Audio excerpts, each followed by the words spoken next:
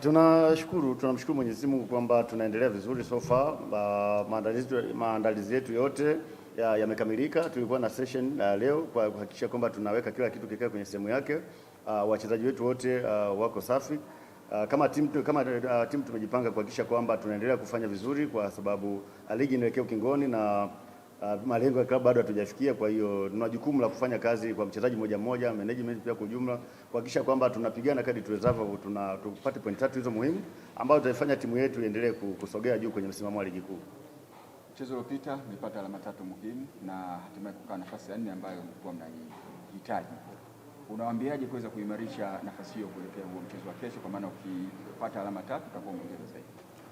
Tulikuwa na mechi iliyopita dhidi ya Pamba. Ni moja kati ya mechi ambazo zilikuwa ngumu.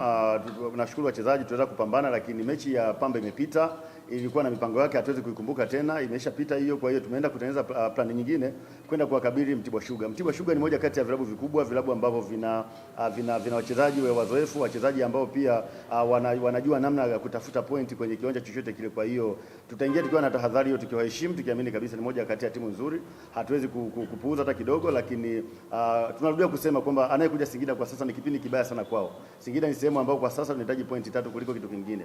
Watatuthamee, watatufanyia kila kitu, lakini kwetu sisi kwa sasa hatuna kitulize. Kipaumbele cha kwanza ni pointi 3, kipaumbele cha pili ni pointi 5, hata kipaumbele cha 3 ni pointi 3. Kwa hiyo tuseme kabisa kwa wote wakaribishwa na Singida, wote waliopo mkoani hapa waje kwa wingi, tuende kuisupport timu, kwa sababu siku zote tunazungumza kwamba uwepo wa Singida hapa unachochea fursa nyingi sana, uchumi wa mtu mmoja mmoja, kila mtu aje, tuendelee kufanya vizuri kwa pamoja, tukapeperushe bendera ya timu yetu na mkoa wetu kwa ujumla.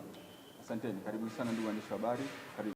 Ni kweli tunakuwa tunashukuru kwamba kweli kulikuwa na rekodi hizo, lakini wakati mwingine rekodi zipo kama rekodi, lakini mwisho wa siku hizo mechi 4 zilikuwa na walimu tofauti tofauti kutoka Mtibwa Sugar labda miaka hiyo, lakini sasa na Singida pia wao wameshinda 2, sisi tumeshinda 4. Pamoja na kwamba tumeshinda hizo mechi 4, pia sikushinda mimi, alishinda walimu wengine ambao walipita. Kwa hiyo na jukumu pia la kwenda kusimamia technical bench, kwenda kutengeneza na mimi alama zangu. Kwa hiyo hata mimi natakiwa niende kapambana na wachezaji waliopo. Hatuingii kwa sababu hizo rekodi za nyuma. Tunaangalia Mtibwa ya leo iko vipi. Ina wachezaji wengi vijana ambao wanaweza kupambana, wanaweza kufanya kazi nzuri.